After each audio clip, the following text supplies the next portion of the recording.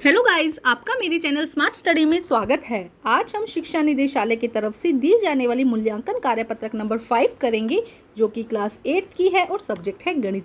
ये वर्कशीट 16 अक्टूबर 2021 की है। तो आइए शुरू करते हैं आज की असेसमेंट वर्कशीट। एक त्रिभुज के अंतःकोणों का योग कितना होता है। तो देखो, ये त्रिभुज है और ये इसके अंतःकोण है। तो हमें पता है कि त्रिभुज के अंतःकोणों का योग हमेशा 180 डिग्री होता है।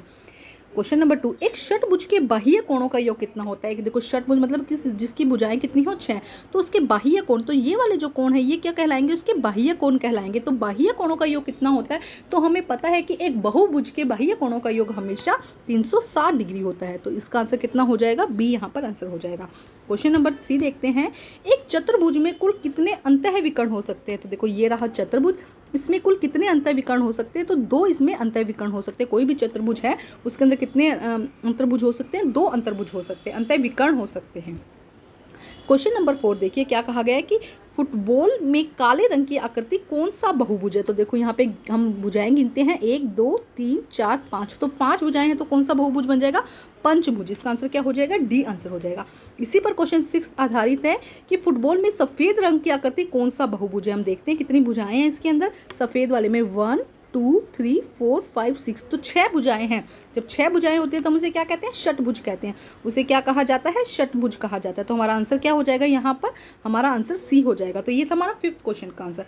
अब देखते हैं 6 to लेकर 10th क्वेश्चन सिर्फ एक ही चीज़ से रिलेटेड है। यहाँ पे कुछ आकृतियाँ दी गई हैं। देखो, ये सब आपको आकृतियाँ दिखाई दे रही हैं।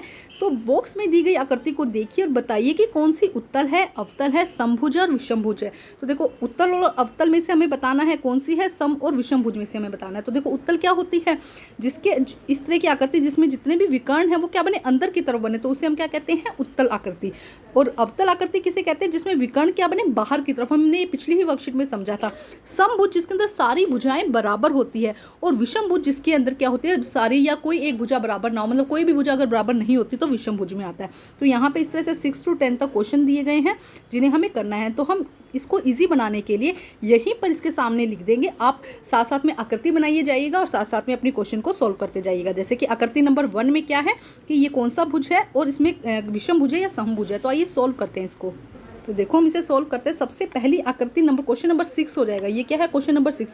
अगर क्वेश्चन नंबर 6 में आप देखते हैं तो ये क्या है, एक अवतल बहुभुज कहेंगे हम इसे। अवतल बहुभुज है क्योंकि इसके जो विकर्ण है, देखो बाहर की तरफ भी बन रहे हैं। जो विकर्ण क्या है, बाहर की तरफ भी बन रहे हैं। जब विकर्ण बाहर की तरफ होते हैं तो वो बहुभुज कैसा होता है, अवतल बहुभुज होता है। और क्योंकि सारी भुजाएं बराबर है इसलिए कैसा हो जाएगा, अवतल सम बहुभुज।